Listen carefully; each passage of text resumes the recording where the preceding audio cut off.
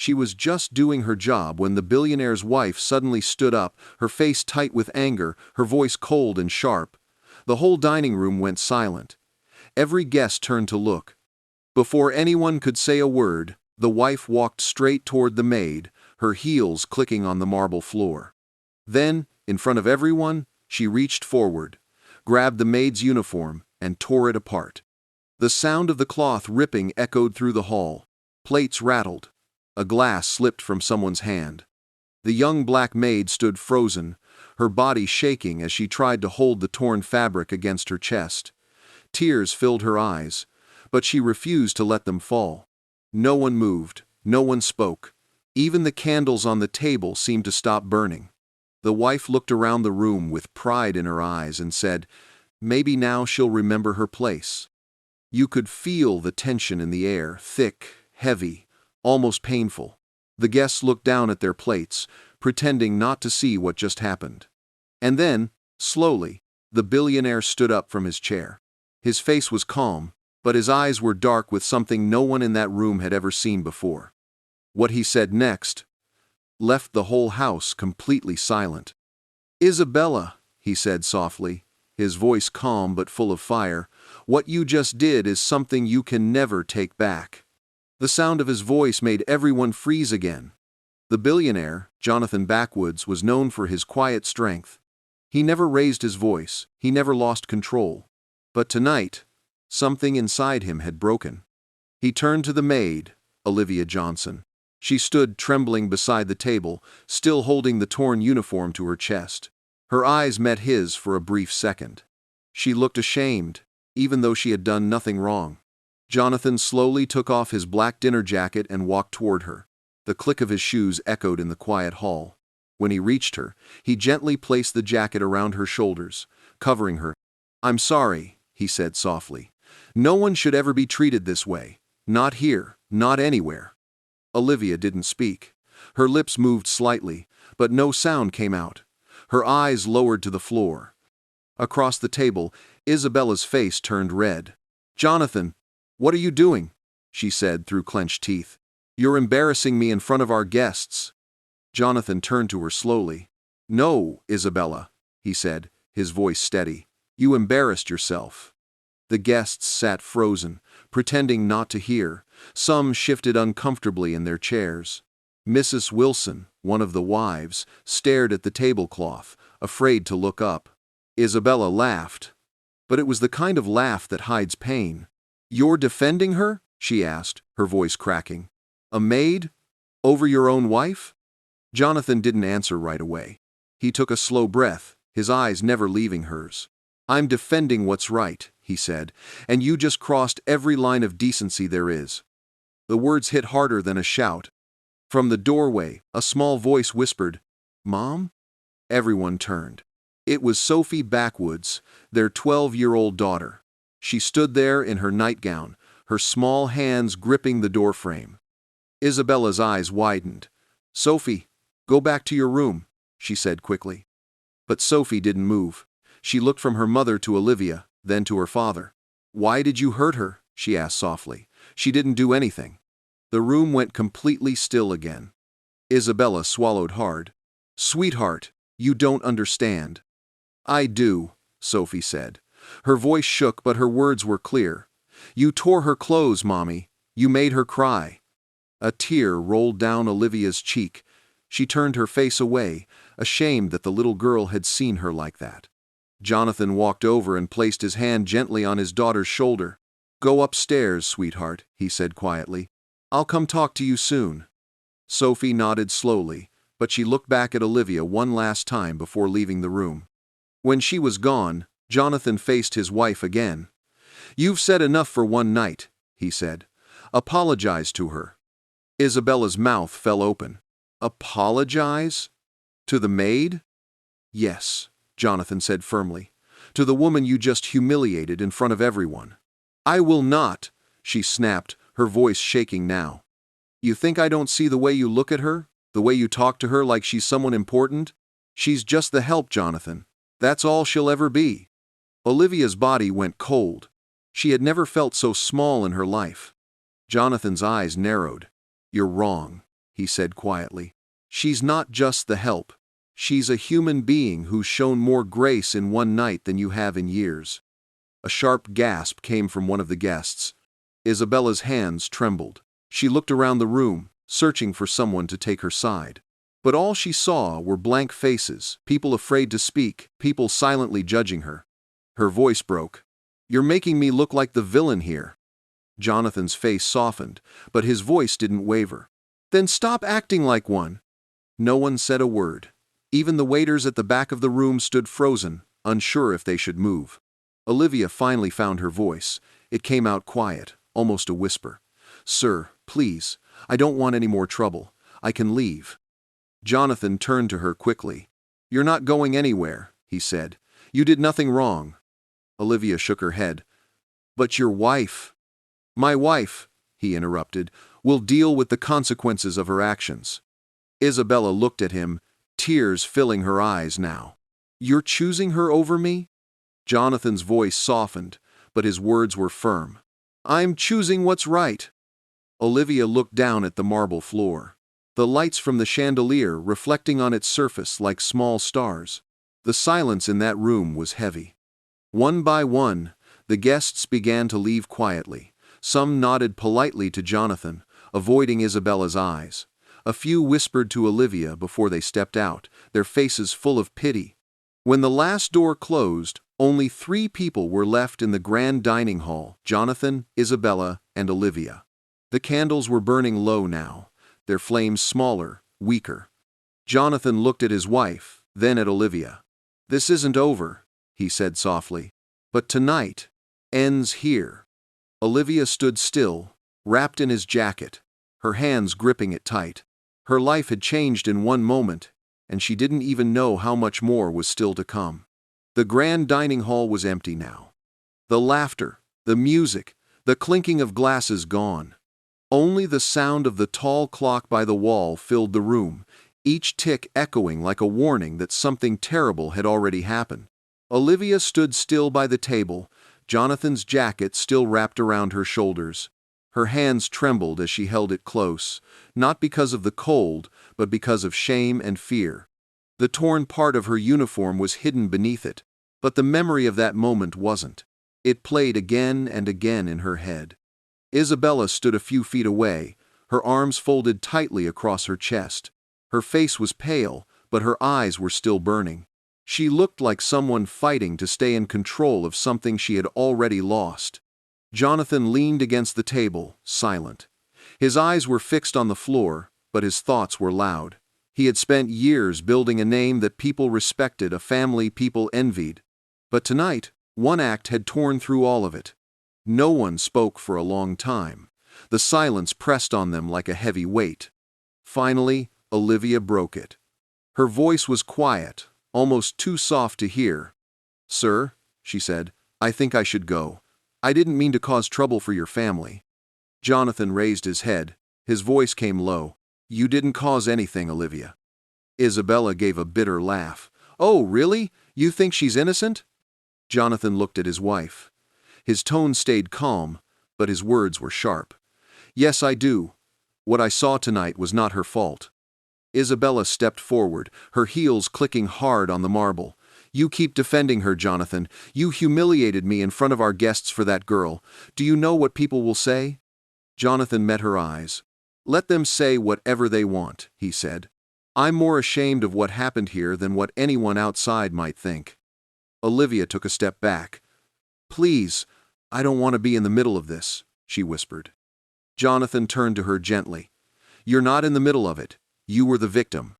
The word victim made her stomach twist. She had never wanted pity, never wanted to be seen as weak. All she ever wanted was to do her job, earn her pay, and keep her dignity. But tonight, someone had tried to take even that away. Isabella crossed her arms tighter. "Victim?" she said sharply. "She's been getting too comfortable, Jonathan. Don't act like you haven't noticed. She walks around this house like she belongs here. She talks to you as if she's your equal." Olivia's eyes filled again, but she swallowed her tears. "Mrs. Backwoods," she said softly, "I never meant disrespect. I've only ever done what was asked of me." Enough, Jonathan said, his voice cutting through the air. You have no right to speak to her like that. The words stopped Isabella cold. She stared at her husband, her lips trembling. No, right? I'm your wife. And you're supposed to know the difference between pride and cruelty, he replied. The silence that followed felt like glass about to shatter. Isabella's breathing grew uneven. You're choosing her over me, she said quietly. Jonathan shook his head slowly. No, I'm choosing what's right. And you know it. Tears finally spilled down Isabella's cheeks, but they weren't tears of guilt. They were tears of anger and fear. She wasn't crying for what she'd done. She was crying because she realized something she had always feared. Jonathan's respect for her was slipping away. Olivia looked between them, her heart heavy. She didn't want this. She didn't want to be the reason for another woman's pain, even if that woman had humiliated her. Mr. Backwoods, she said softly, please, just let me leave. You don't need to defend me anymore. Jonathan turned to her. If you walk out of this house tonight, it will look like you did something wrong, he said. You didn't. I won't allow you to carry that shame. But sir, he raised his hand gently. No more. You'll stay here until I say it's safe for you to go. Olivia nodded slowly. She didn't argue. Her body was tired, her heart even more so. Isabella stared at them both. Her voice came out in a whisper that trembled with pain. Do you even hear yourself? Do you know how you sound right now?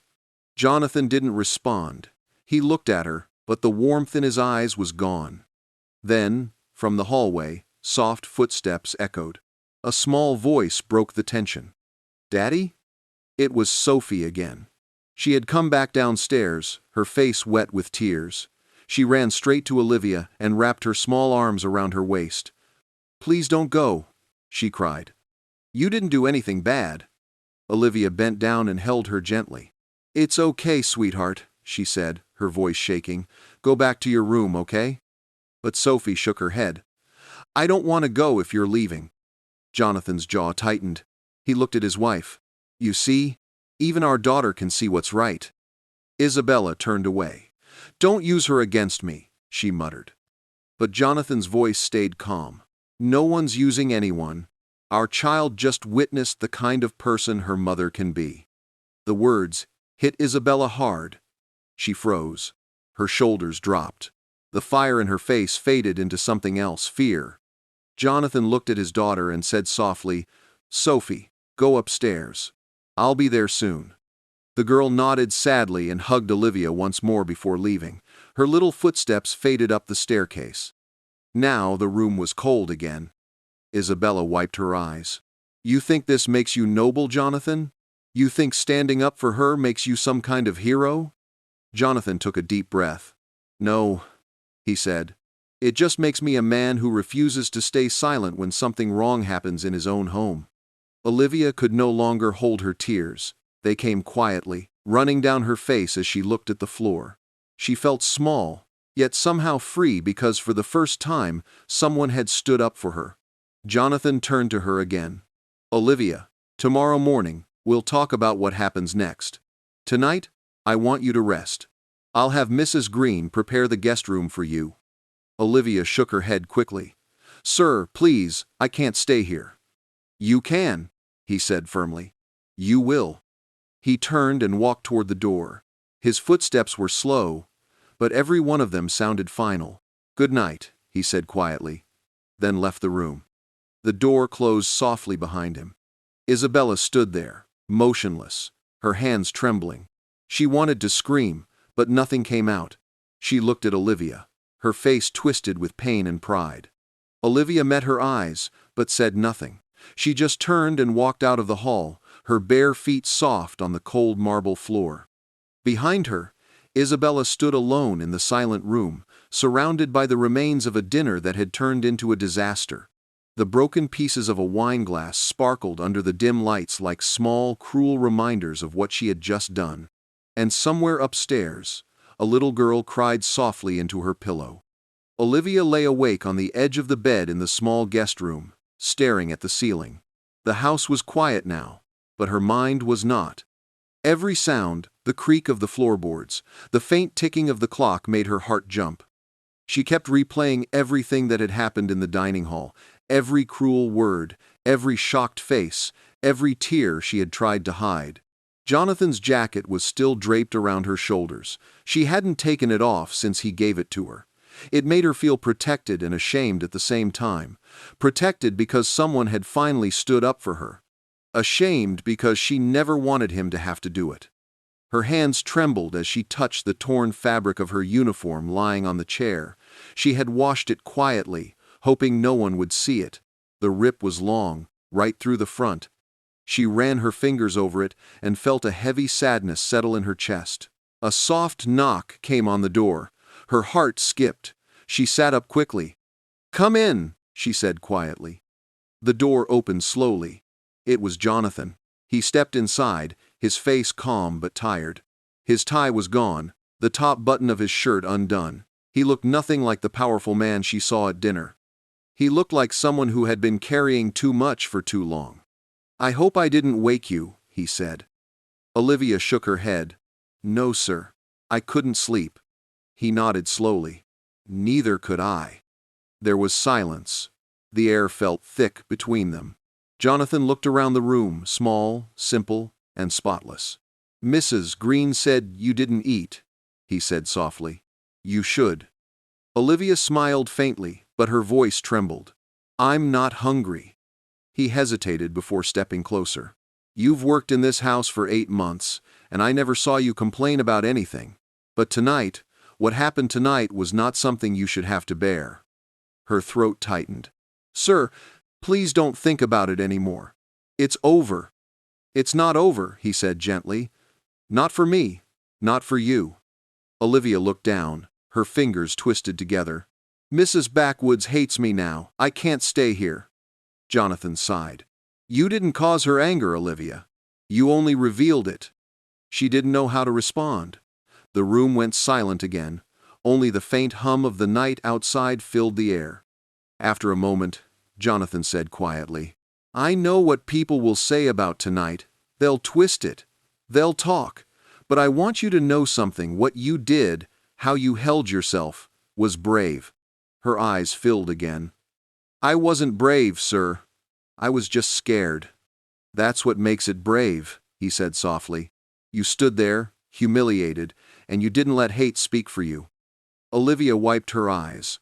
"I don't want people to think I came between you and your wife. I never wanted that." "I know," Jonathan said. "I've seen the way you work, the way you carry yourself. I know the kind of person you are." He sat down on the chair near her bed, his elbows resting on his knees. "Olivia, tell me something. Why do you keep working in places like this? In houses where people treat you like you don't belong?"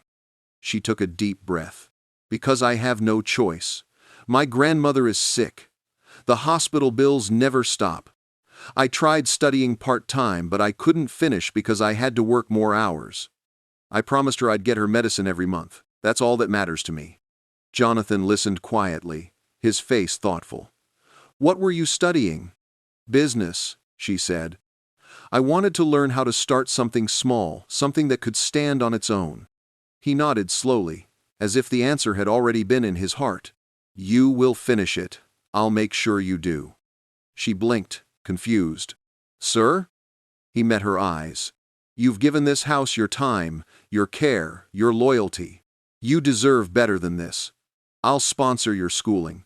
You'll go back, finish your degree, and start fresh." Tears welled up again, but this time from disbelief. "Why would you do that for me?" "Because it's the right thing," he said simply. "Because no one should lose their dignity and walk away empty-handed." She looked down at her lap, silent. A single tear slid down her cheek. "Thank you, sir," she whispered. "But I don't know if I can accept that. Your wife." He cut her off gently. "My wife will have to learn what respect means." The sound of his voice made something stir in her chest, a strange mix of sadness and comfort. For a long moment, neither of them spoke. Then Jonathan stood slowly. "You should rest. Tomorrow will be a long day." He turned toward the door, but before he left, Olivia's voice stopped him. "Sir?" He turned back. Yes? Why did you defend me tonight? She asked softly. You could have stayed quiet like the others. He paused for a moment, thinking. Then he said, Because silence is how wrong things survive. And with that, he walked out, closing the door gently behind him. Olivia sat there for a long time after he left, staring at the door. His words stayed in her heart like a light in the dark. Down the hall, another door opened. Isabella stepped into the dim corridor, her face pale, her eyes swollen from crying. She had heard her husband's voice through the walls. She had heard every word. Her chest ached. She walked toward the large window at the end of the hallway, staring out at the city lights. The night was calm, but inside her, everything was falling apart. The image of her husband wrapping his jacket around another woman haunted her. She pressed her hands against the glass, trembling. From somewhere deep inside, guilt began to whisper. Not loudly, not yet, but it was there. She thought about Sophie, the look in her daughter's eyes when she asked, "Why did you hurt her?" Those words cut deeper than any argument ever could. Downstairs, the clock struck midnight. The mansion was quiet again, but peace was gone. In one room, a maid wept softly, wondering what would become of her life. In another, a wife sat alone, questioning who she had become. And in the master bedroom, a billionaire lay awake, staring at the ceiling, realizing that money could build walls, but not peace. The night had changed all three of them. And by morning, none of their lives would ever be the same again. The sun rose over the Backwoods Estate, but the house felt cold. The long marble halls, once filled with noise and laughter, were quiet now. The night had left a scar that daylight couldn't hide. Olivia stood by the window in the guest room, still wearing the same borrowed jacket. She hadn't slept. The events of the night kept playing in her mind, the sound of ripping cloth, the faces of the guests, the voice of the little girl saying, "You didn't do anything bad." Every part of her wanted to leave, to run far away and never look back. But another part of her, the part that refused to live in fear, told her to stay until things were right. Downstairs, she could hear voices, quiet, tense. Isabella and Jonathan were talking in the main lounge. Their words were muffled, but the tone was heavy. She slowly walked out of the room, down the staircase. Her bare feet were silent on the cold steps. She stopped halfway when she heard her name. "She can't stay here, Jonathan," Isabella said sharply. "You're turning this house into a scandal." Jonathan's voice was calm, but strong. "You turned it into a scandal the moment you laid your hands on her." "She provoked me," Isabella snapped. "You don't understand what it feels like to watch your husband look at another woman like that." Jonathan sighed. "I wasn't looking at her the way you think. I was looking at someone who works hard, who shows respect. Something you've forgotten how to do." There was silence. Olivia stayed hidden at the corner, her heart beating fast. She didn't want to eavesdrop, but she couldn't walk away either. She needed to know where she stood. Isabella's voice dropped lower, trembling. "Do you still love me?" she asked. Jonathan didn't answer right away. "I love who you used to be," he said quietly. "The woman who had kindness in her, not the one who hurts others just to feel safe." The sound of a chair sliding back broke the silence. Olivia stepped away before they could see her. She returned to the kitchen, where Mrs. Green was preparing breakfast. Mrs. Green looked up and sighed deeply.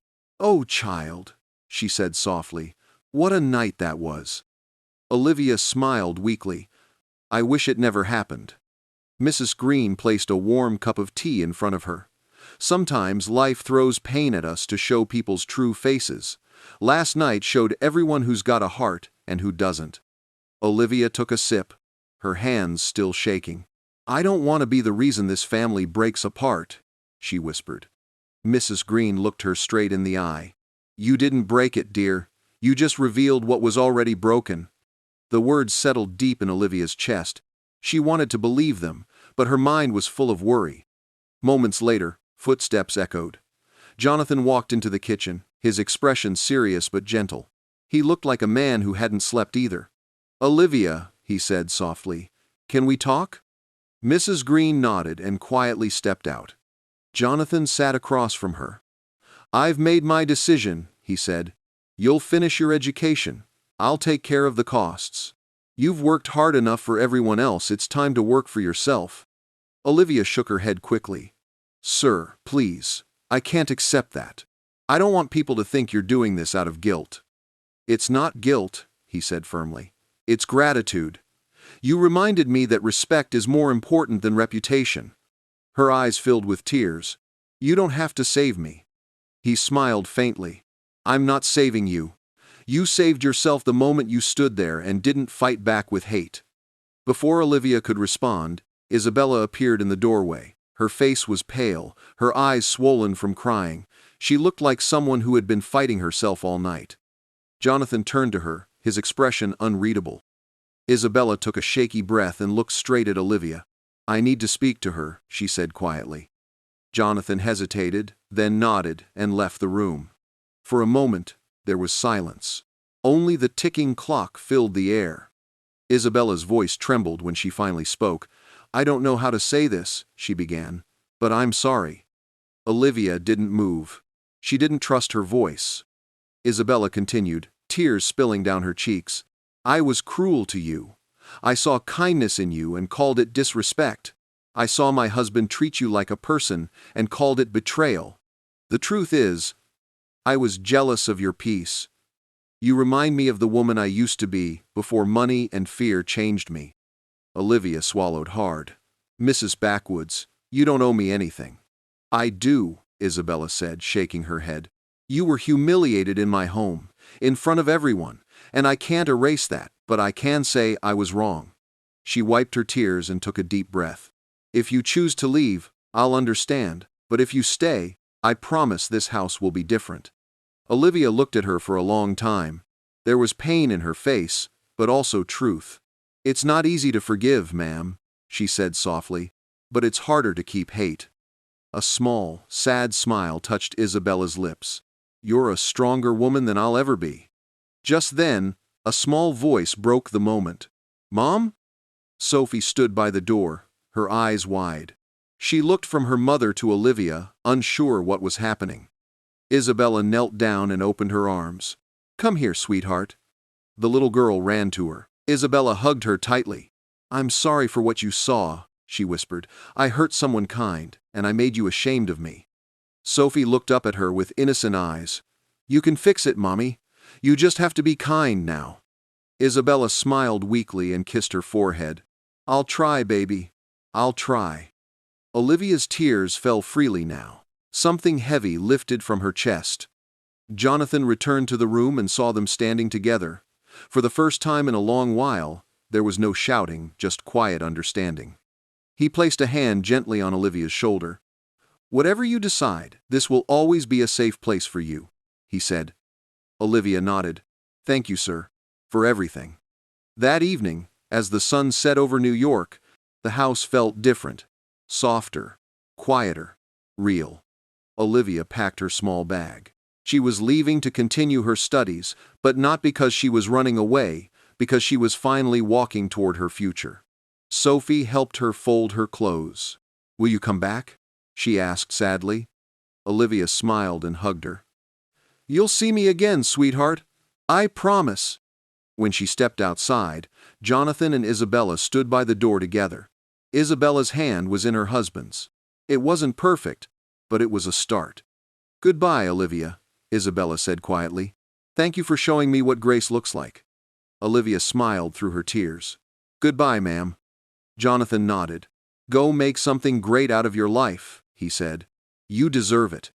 She looked at them one last time, then walked down the marble steps into the golden light of the evening. 6 months later, Olivia walked across the stage of New York State University, wearing her graduation gown. In the crowd, she saw familiar faces: Jonathan, Isabella, and Sophie, clapping and smiling proudly. Her eyes met theirs for a brief moment, and she knew everything had come full circle. The uniform that was once torn apart had become a symbol not of shame, but of strength. And the woman who once stood humiliated in a mansion now stood tall, free, and proud. Because dignity, once found, can never be taken again. Dear viewers, sometimes life doesn't break you to destroy you. It breaks you to show who truly stands by your side. One act of cruelty revealed a heart full of kindness, and one moment of courage turned shame into strength. If this story touched your heart, don't forget to like, share, and subscribe, and tell us in the comments where you're watching from. Because every story like this reminds us, respect costs nothing, but it changes everything.